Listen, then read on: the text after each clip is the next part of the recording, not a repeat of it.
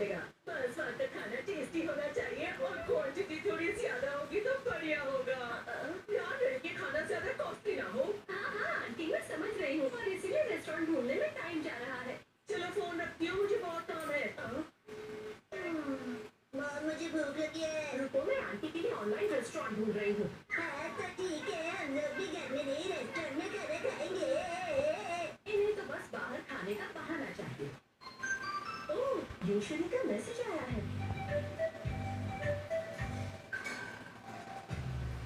अरे ये मैसेज है या ऐसे? हम यहाँ खाना खाने जाएंगे। अरे अरे इस डेट पर तो मेरी सैलरी भी नहीं आई होगी। खाने का बिल हम पड़ेंगे। अरे रामा, मतलब हमें फ्री में खाने को मिलेगा।